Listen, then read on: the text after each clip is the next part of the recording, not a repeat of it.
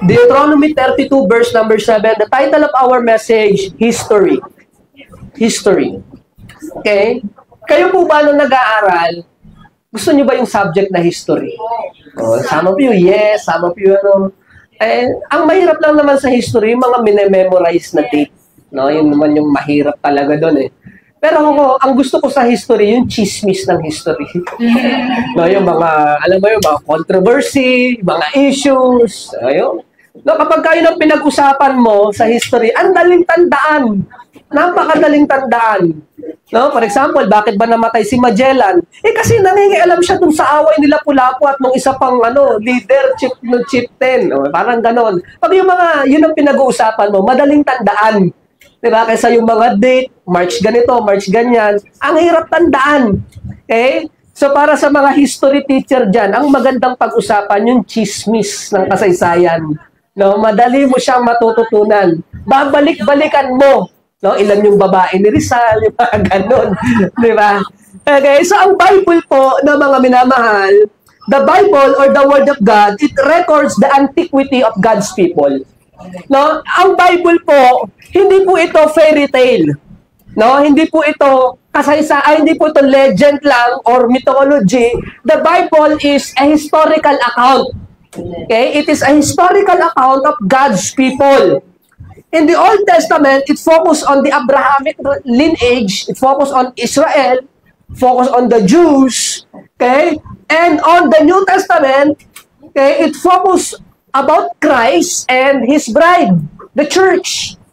So, ang Bible po na mga kapatid, sabi kasi nila, hindi, fairy tale lang yan, fairy tale lang daw. Hindi ba? Ang Bible po na mga kapatid, it records real account. It records real people. For example, yung Egypt sa Bible, Egypt pa rin ngayon. Diba? Yung Syria sa Bible, Syria pa rin ngayon. Totoong mga lugar yan, totoong mga tao. Kaya yung Hittites nga, no, mga kapatid, di ba lagi natin nababasa kung Bible reader ka, yung in the Old Testament, yung mga Hittites, alam nyo ba, there is a time in secular history na hindi nila pinaniniwalaan na nag-e-exist ang mga Hittites. Okay? Not until na merong ma-discover late nilang sa archaeology, na-discover nila, napatunayan nila, na totoo nga, may Hittites talaga. And yet, the Bible, na mga minamahal, na isulat ito, noon pa man, it is being confirmed na meron talagang ganong grupo ng mga tao. So, what I'm trying to say is, the Bible is not your regular book. No, the Bible is not your fairy tale. Hindi ito yung Greek mythology, sila Zeus, sila Hercules. Hindi ganun ang Bible. The Bible is a historical book. Naglalaman ito ng mga totoong pangyayari at ng mga totoong tao, kapatid. Okay? Sila Adan, sila Eva, si Cain, si Abel, si Abraham, yung mga giants, kapatid. It's all in the Bible and it is a historical account. Okay? Sa secular science or sa secular history, paano daw nabuo yung pyramid? Paano daw nabuo yung pyramid? According to science, sabi nila dahil daw sa alien. Di ba? Sa alien daw. Okay? At ngayon, even today, no, mga minamahal, yung pyramid, it is a mystery sa secular world.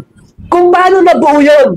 Diba kasi ang lalaki ng bato, ang lalaki ng mga boulder, it is still a mystery today sa secular world, sa science. But if you are a Bible believer, kapatid, at nabasa mo sa Bible, si Samson, nag-iisang tao lang, binuhat yung gate of the city habang umaakyat ng burol. What? Binuhat yung gate of the city? Gate of the city.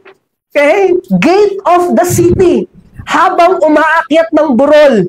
Nag-weightlifting with mountain climbing at the same time. Ganon si Samson. Ganon siya katindi. Isang tao lang yan, kapatid. And when you read in the Bible na hinagis ni David yung kanyang spear at 300 na tao ang na-barbecue, kapatid. Imagine that. Imagine the strength of those people. Ngayon, nabasa natin sa Bible that there are giants in those days and even after that, nabasa natin sa salita ng Diyos. At ngayon, nakita natin ang lalaki ng bato ng pyramid. Ang tanong, sinong nagbuhat nun? Diba? Pero mababasa mo sa Bible na ang mga tao nung unang panahon malalakas. Merong mga giants nung unang panahon. Kaya ngayon, nauunawaan natin, hindi mystery yan. Bible yan, historical yan. History yan, at yung mga nakikita natin ngayon, yung pyramid, yung mga malalaking mga sculpture, di ba yung mga, alam niyo yung mga bato na nakabaon, yung ulo, di ba? Takanta rin sila kung paano, ano nangyaring may ulo, yung nakabaon, alam niyo yun, yung ulong nakabaon, takanta sila kung paano nangyari yun. Kasi nga, malalakas, malalaki, matatangkad ang mga tao nung unang panahon. It is historical. So what I'm trying to say is, may evidence pa rin ang Old Testament kahit sa panahon natin ngayon. Okay? And it can only be explained by the truth of the Bible, kapatid. Ngayon, tatanungin ko kayo mga estudyante, anong mas madaling paniwalaan? Okay? May supernatural strength ang mga tao nung unang panahon o alien? Anong madaling paniwalaan? May Diyos o may alien? May Diyos. Diba? Anong madaling paniwalaan? May Diyos o may ang Big Bang? May Diyos. Okay? Nilalang ka ng Diyos, created ka mula sa alikabok at hinulma ka ng Panginoon, hiningahan ka ng buhay o galing ka sa unggoy. Anong mas madaling paniwalaan? Kaya minsan kasi na mga kapatid, nadadala lang tayo dun sa mga lengguwahe ng science, yung mga homo ganyan, homo sapien, kung ano-anong mga mabulalaklak na salita na nakatatalinong salita. Pero salita lang yun, terminologies lang yun, no, mga kapatid. Di ba? May mga homo sapiens, homo erectus, mga kung ano-anong mga salita. Pero mga salita lang yun. Okay? Ang intindihin natin yung laman.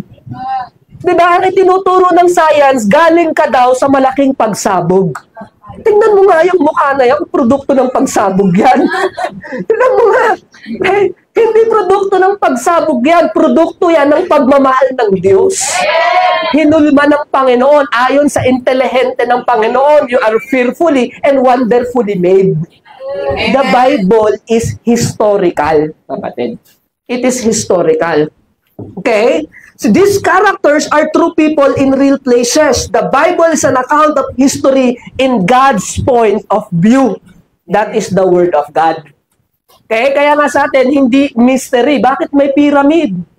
Bakit may mga ganyan? Hindi mystery. Because we have the historical account of the Bible. Ito po, sabi po ng Bible, no, mga kapatid. The word remember. Yung word na remember, kung meron po kayong my swords, no, mga kapatid, so sabi ko nga, mag-ano kayo ng my sword or e-sword, yung mga Bible application sa mga Android phone natin or iPhone, maganda yan, kapatid, para at least, alam mo yon, may cellphone ka na rin naman, may mga Candy Crush dyan, sorry, hindi ako updated. Okay, may mga kung ano-ano na rin naman nakalagay dyan, lagyan mo na ng Bible. Okay, at hindi lang Bible, lagyan mo ng Bible tools. Para pag nag-aral ka ng salita ng Panginoon, talagang makakatulong, magiging beneficial para sa atin. So yung salitang remember, in our King James Version of the Bible, it is found 146 times. 146 verses ang naglalaman ng salitang remember. Okay? Bakit po? Kasi laging ipinapaalala sa atin ng Panginoon na huwag tayong makakalimot sa mga bagay na nangyari sa mga nakaraan.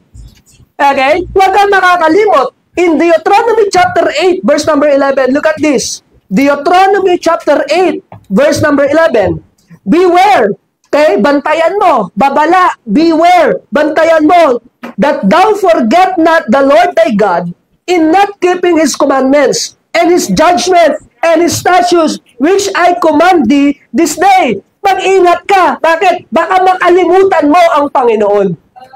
Laging ipinapaalala ng Diyos, mag-ingat ka, baka makalimutan mo siya, baka masyado kang mabisi, baka masyado kang, alam mo yun, masyado kang maraming ginagawa, makalimutan mo na ang ating Panginoon. Okay? So beware. Lagi mo nga alalahanin yun. So look at this. Kaya importante na mag-aral po tayo ng kasaysayan. Na importante na binabalikan po natin yung ating nakaraan. Hindi para mabuhay ka sa nakaraan, kundi ipaalala sa atin ang kabutihan ng ating Panginoon. Amen! Okay? So, maka-amen naman si... Ano pangalan mo? Isaiah. Isaiah, yan. Okay? Si Isaiah. Si Isaiah, na mga kapatid, a little background lang nitong batang ito, si Isaiah. So, kapitbahay natin to. Yan, dumadaan niya dyan sa street na yan. Sabi niya, Pastor, Ano oras simba nyo? 9:30 umaga. Tapos alis na siya ulit. Tapos kinabukasan ulit pag magkikita kami, Pastor, ano oras simba nyo?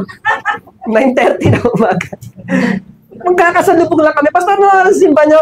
9:30 nga ng umaga every Sunday. So Sunday, ang tagal natin, siguro January pa lang to nag-uusap kami na nag-uusap. Kaya kanina nagulat, nandito ka na. Yan. Masaya kami, nandito ka, Isaiah, ha? Masaya kami, nandito ka. Basta i-rolyo mo muna yung kandidato mo. I-rolyo mo muna yan. Okay. Alright, so look at this. Okay? Ano yung response ng mga tao in regards sa kasaysayan, no, mga kapatid? Ano yung mga response? What are the response of people in regards to history? Number one, some neglects it. Yung iba, binabaliwala ang kasaysayan. Wala naman sa akin yan. Wala namang kwenta yan. Okay? Ang iba, binabaliwala ang kasaysayan. Kaya nga ang sabi, di ba? History repeats itself. Bakit? Kasi hindi natututo ang tao eh. Nasa pagbabaliwala mo ng kasaysayan, inuulit natin yung mga dating pagkakamali. Okay? Some people neglects it. Kaya history repeats itself because we never learn. Okay? Dalawang paraan ka lang naman matututo eh. Hindi ba? Una, matuto ka sa pagkakamali mo. Pangalawa, matuto ka sa pagkakamali ng iba. Pero pag wala kang pakialam sa kasaysayan, nilalakaran lang natin yung mga unang pagkakamali ng mga taong nauna sa atin. Amen. Some people neglect it. Pangalawa, some people overstress it. Overstress. Okay? Ano naman ito yon? Ano naman po ito, mga kapatid? May ilang mga tao masyadong mahalaga sa kanilang kasaysayan. To the point na doon na lang sila nabubuhay sa mga alaala ng nakaraan. Ganito kami noon ganito kami ngayon. Paano ngayon? Paano bukas? So yung iba, masyado nilang ino-overstress yung mga nangyari noon to the point na nakakalimutan na nilang mamuhay sa ngayon. At yun naman yung ayaw natin. Okay? Yun ang ayaw natin. Of course, nais nating matuto, pero ayaw nating mabuhay sa pagkakamali ng kahapon. Okay? Ayaw, hindi na ako magsisimba. Bakit? Hindi na ako, kasi nakagawa ko ng pagkakasala. Okay, kung mabubuhay ka sa pagkakamali ng nakaraan, paano mo may pabubuhay ang buhay mo sa kasalukuyan? Okay? Gayon din, kung mabubuhay ka lang sa tagumpay ng nakaraan, paano ka mabubuhay sa kasalukuyan? Some people overstress it, no, mga kapatid. Pangatlo, some people learn from it. At ito yung tamang response. Some people learn from it. Again, this is the purpose of the Old Testament. Okay, ang Old Testament naman, hindi naman doctrines yan eh. Ang doctrine, New Testament, that is Christianity. Okay? Pero bakit, Pastor? Bakit may Old Testament pa rin sa Bible natin? Kasi nga, inilagay pa rin ng Diyos yan para sa ikatututo natin. Hindi yan inilagay para maging doktrina. What I'm trying to say is, yung mag-alay ka pa rin ng hayop, wala na yan. Hindi ba? Yung babatuhin mo ng buhay yung kapatid, hindi ba? Wala na yan. Hindi na natin ina-apply yan. Okay? Pero may mga aral kasi ng Old Testament na dapat matutunan natin. At yan ang tamang response. Okay? Tignan po ninyo sa Romans chapter 15, verse number 4. Look at this. Romans chapter number 15, verse number 4. Ito po ang sabi po ng Bible. Romans chapter 15, verse number 4. For whatsoever things were written aforetimes were written for our learnings, that we through patience and comfort of the scriptures might have hope. Okay, importante pala yung Old Testament. Bakit? Para daw sa ikatututo natin. Okay, some people learn from it. So in regards sa history, what are the things that we need to consider? So dito naman dadako yung 3 points po natin. Again, ano yung mga maling response sa history? Some people what? Neglect it. Some people overstress it. Ano yung tamang response? We have to learn from it. Kailangan matuto tayo sa aral ng kasaysayan. So what are the things that we need to remember in our history? What are the things that we need to remember in our history? Number 1, look at this. On the book of Deuteronomy, ang sabi po niya doon sa ating key text, remember the days of old, consider the years of many generation, ask thy father, and he will show thee, thy elders, and they will tell thee. Deuteronomy is the last book of Moses. Right? Amen. Deuteronomy is the last book of Moses. Ito yung libro na sinulat ni Moses, yung malapit na silang pumasok sa Canaan. Okay? Sa Promised Land. So, maraming taon na ang lumipas. About 40 years na ang lumipas. No, mga kapatid? About 40 years na ang lumipas. Ang Deuteronomy ay isinulat ni Moses para sa bagong generation. Sa bagong henerasyon. Bakit? Kasi yung unang henerasyon na lumabas sa Egypt, mga namatay na. Okay? So after 40 years, may bagong generation na pumalit. Ito na yung mga anak, ito na yung mga apo nang lumabas sa Ehipto. Okay? Kaya ang paalala ni Moses doon sa bagong generation, huwag kayong makakalimot ha sa mga aral ng nakaraan. Pagtatanungin ninyo yung inyong mga tatay, ang inyong mga lolo, at sila naman ay sasagot sa inyo. Importante yun, no, mga minamahal. Importante na mapag-aralan natin yung mga aral ng nakaraan.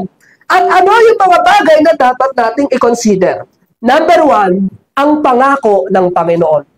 The Lord's promise. Ang pangako ng Panginoon. Ang Canaan ay tinatawag din na lupang ipinangako. Hindi pa sila nakakapasok, pero bago sila maglakbay, ipinangako na ng Diyos. Okay?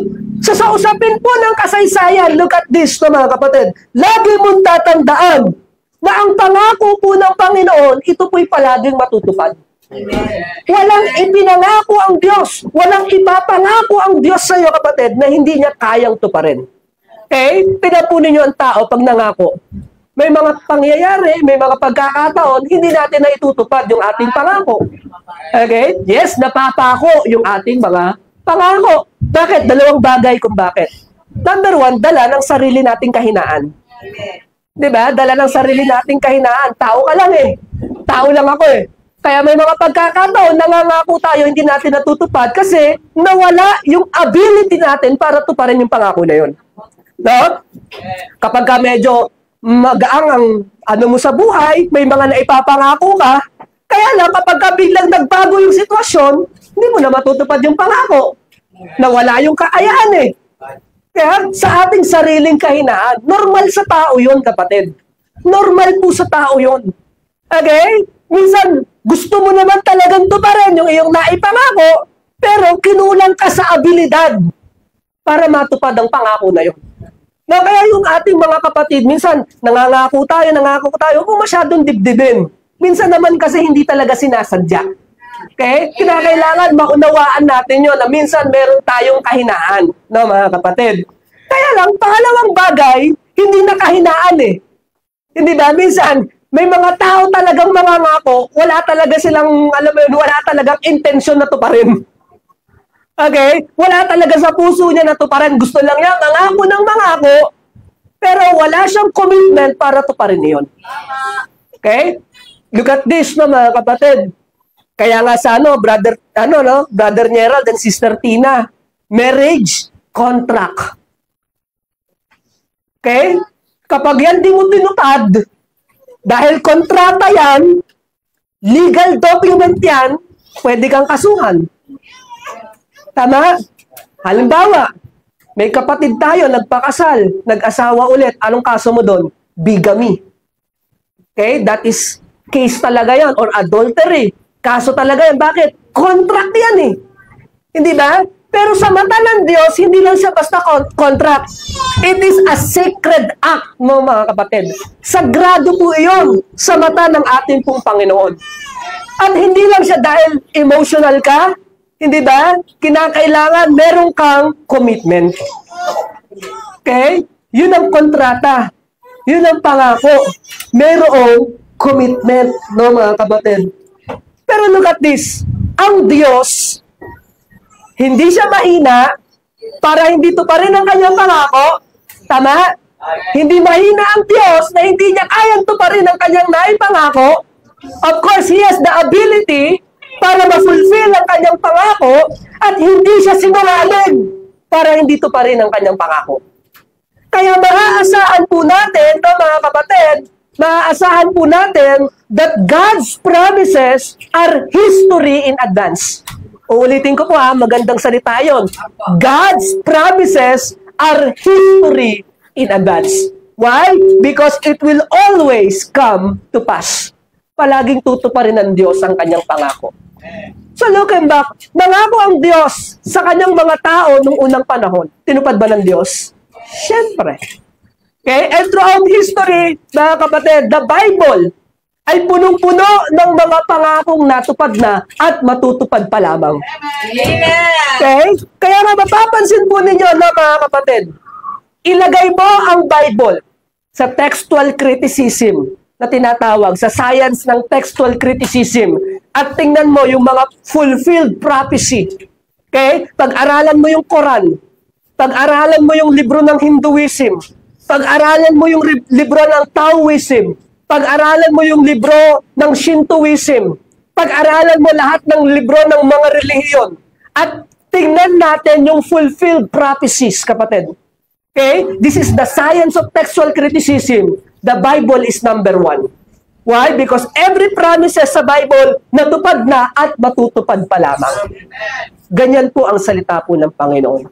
So one thing that we have to understand in regards with our history is the Lord's promise.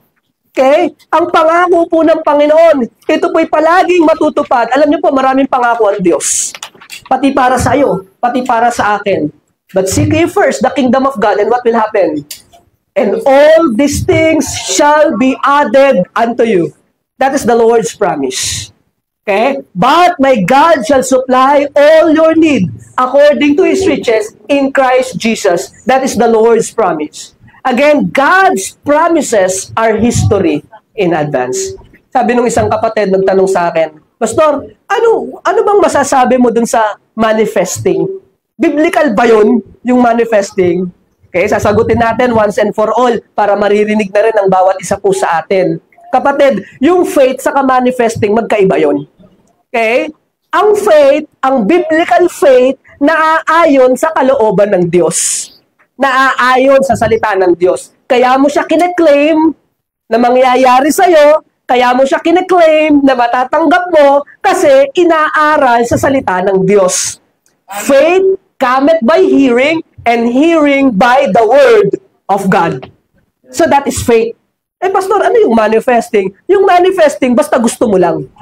Gusto mo magkaroon ng bahay, gusto mo magkaroon ng kotse, i-manifest mo. Hindi ba? Wala siyang kinalaman sa word of God. Okay? Wala siyang kinalaman sa salita ng Diyos. Tayo rin naman, nagke-claim tayo eh. Di ba? Nagke-claim din tayo, pero yung claim natin naaayon sa kalooban ng Diyos, kapatid. Okay? That is the Lord's promise. Look at this. In regards to biblical prophecies. Okay? In regards to biblical prophecies na mga kapatid. Okay? Yung katotohanan. Ito, pasensya na kayo. Medyo malapit sa puso ko yung pag-aaral talaga ng kasaysayan. If you are a Bible student, and you are a student of history, ma-appreciate mo lalo ang Bible.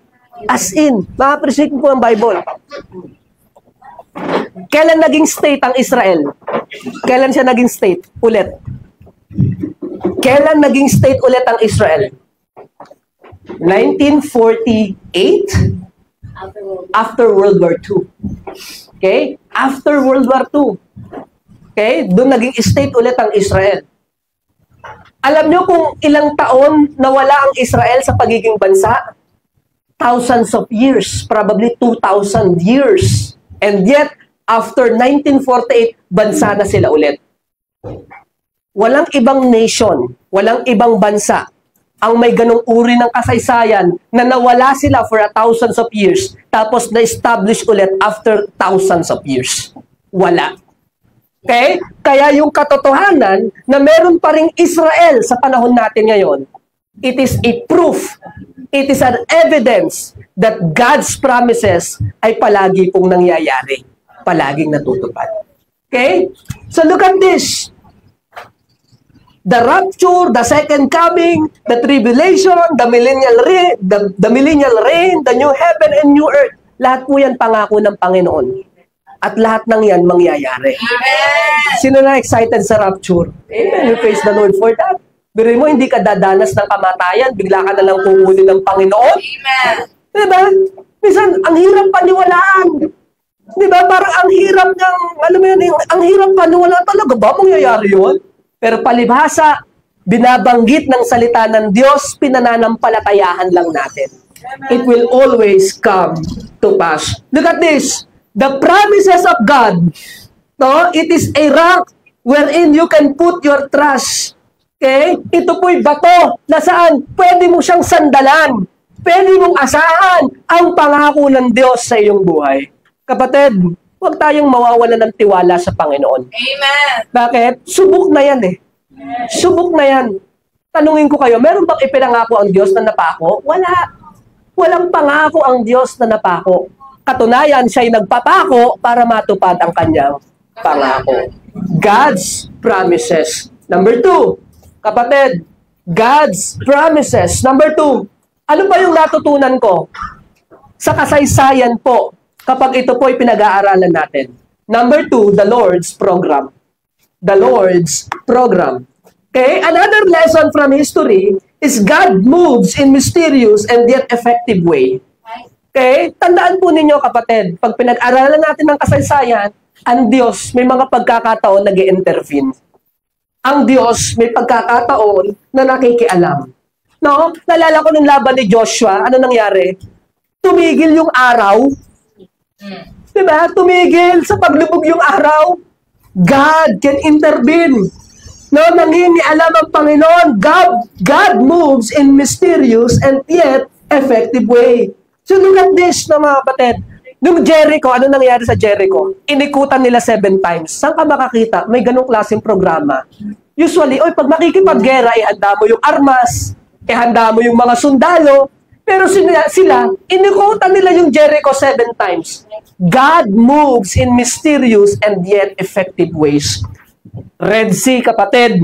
Egyptian sa likod. Red Sea sa unahan. Anong ginawa ng Diyos? Hinati yung dagat na pula.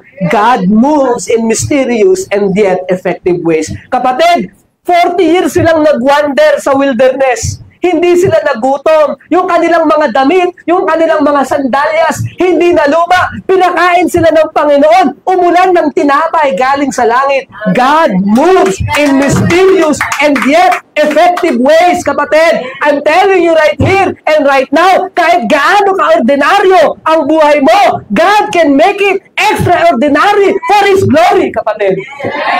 Hindi mo pwedeng hadlangan eh. Hindi mo pwedeng, alam mo yun, hindi mo pwedeng sabihin, hindi, hanggang dito na lang ako.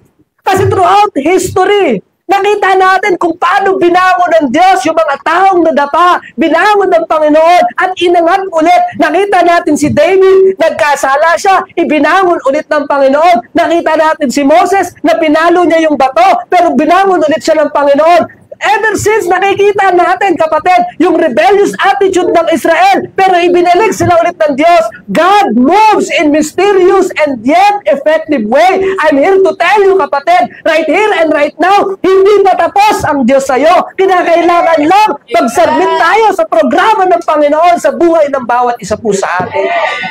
Hindi mo pwedeng limitahan ng Diyos. Hanggang dito na lang yan. Yung kapatid na yan, hindi na magagamit ng Diyos yan. Hindi, kasi sa programa ng Panginoon, kaya niya eh. Kitang-kita natin eh, ibinangon niya eh. Yung mga nagpapakumbaba, itinaas niya eh. Yung mga nagmamataas, ibinaba niya eh. God moves in mysterious and yet effective ways. Okay? Nakikita ng Panginoon yung potential mo, kapatid. Nakikita ng Panginoon. Okay? Yun naman ang gusto ng Diyos, di ba? Ang Diyos meron siyang disenyo sa'yo. Ang Diyos meron siyang disenyo sa atin. Okay? At ang nais ng Panginoon, marating natin yung full potential mo. Yung full potential ko. Okay? Pero dapat, mag-submit din tayo sa purging process ng Panginoon. Okay? Nakita natin yung kasaysayan ni Job, wala naman siyang ginagawa eh. Diba? Saan ka nakakita? Faithful na. Nangyari pa yung mga ganung pangyayari kay Job. Pero nangyari yun para sa kalulhatian ng Panginoon, kapatid. Okay? Look at this. God sees your potential, and we have to be submitted in His purging process, kapatid. God's desire for you is to reach your maximum potential and be His product. Yun ang nais ng Diyos. Yung buhay mo, yung buhay ko, maging kagamit-gamit. Amen. Last time, may napanood ako sa pambihira ang pangalan nun, si Naismith. Kilala niyo si Naismith?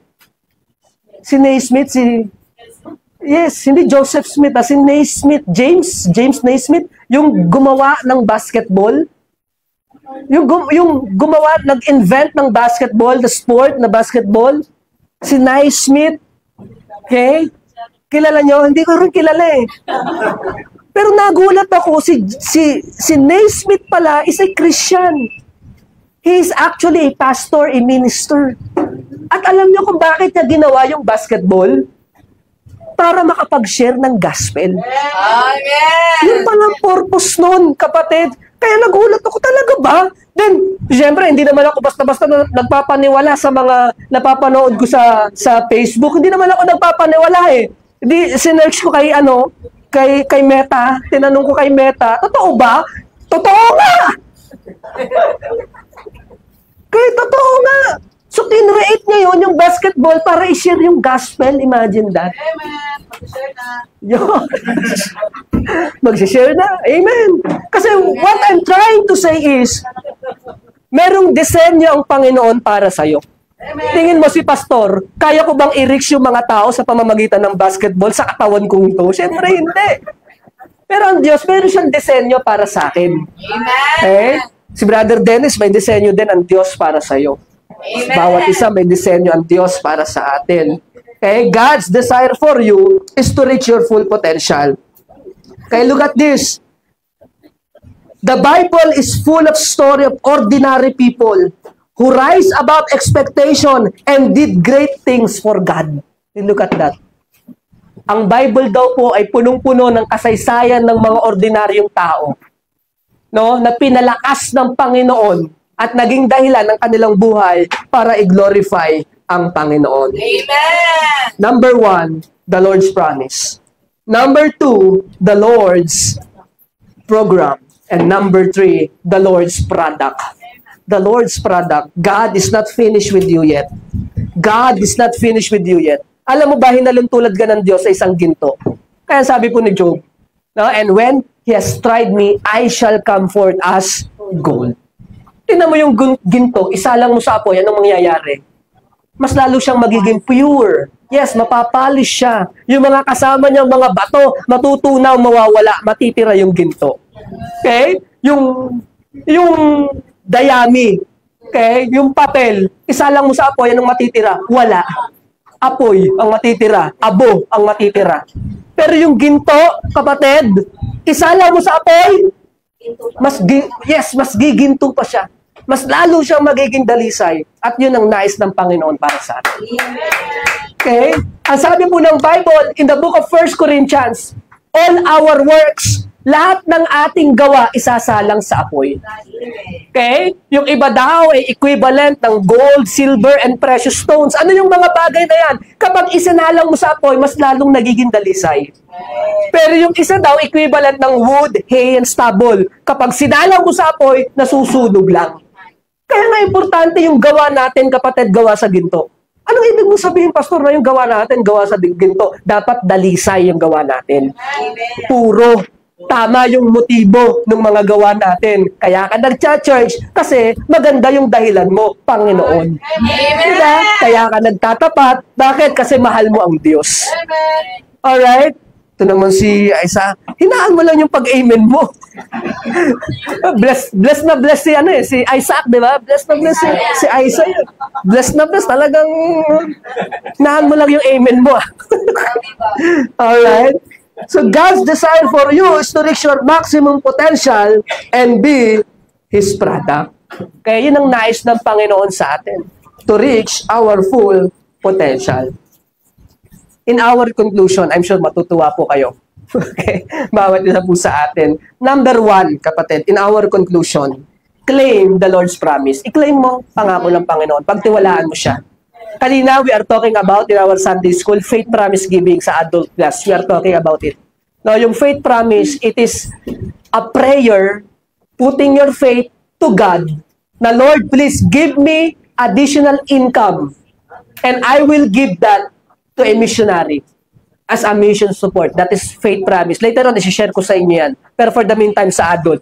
And that is the reason bakit ako nagpapatawag ng meeting sa Sunday school mamaya to share to you what is faith promise giving.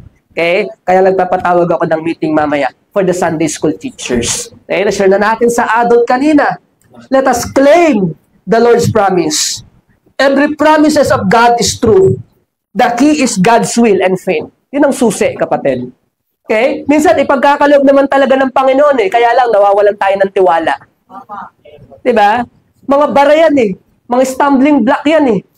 Yung unbelief, no, yan ang nagpapasira ng, alam mo yun, nagpapasira ng pagpapala ng Diyos. Bakit? Ano sabi po ng Bible? Hebrews chapter 11, verse number 6. But without faith, it is impossible to please God.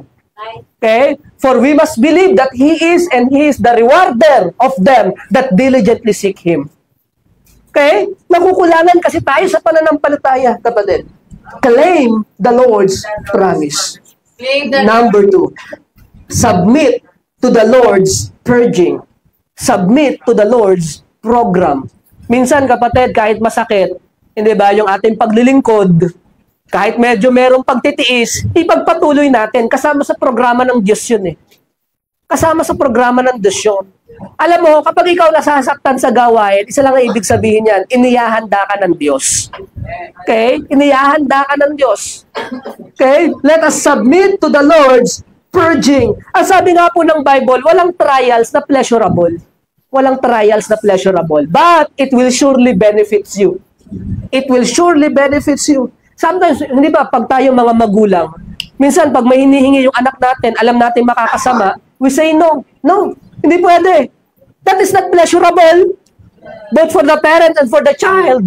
Hindi enjoyable yun when you say no, pero alam mo that later on, it will yield a peaceable reward. Okay, mas makakabuti yun. And number 3, be the Lord's product. Be the Lord's product. Your history is not yet finished. The history of our church is not yet finished. We are writing our history right here and right now, na mga kapatid. Nawa po, halimbawa, 10 years from now, no, nai-imagine ko, meron na tayong sariling building, meron tayong sariling auditorium, diba? Malago ang gawain ng Panginoon, pinagpala niya ang Macedonia Baptist Bible Church Muntinlupa, babalikan natin yung 10 taon na nangyari. Okay? Makikita natin yung pagpapala ng Panginoon. Bakit? Nagtapat ang bawat isa. Nagtapat ang bawat isa. Be the Lord's product. Look at this. Great things happens when God controls your life. Mga bagay na nangyayari maganda. Kapag hinahayaan natin ang Diyos, may control sa buhay ng bawat isa po sa atin. Mga minamahal, salamat po. Maikli ang preaching. Tama ba? Maikli. Tama na. Okay. Maikli ang preaching. Pero hopefully, na-appreciate po natin. Ito naman si, ano?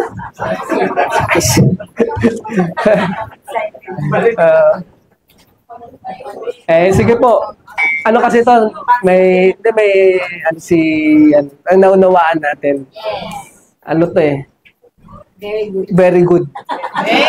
Amen.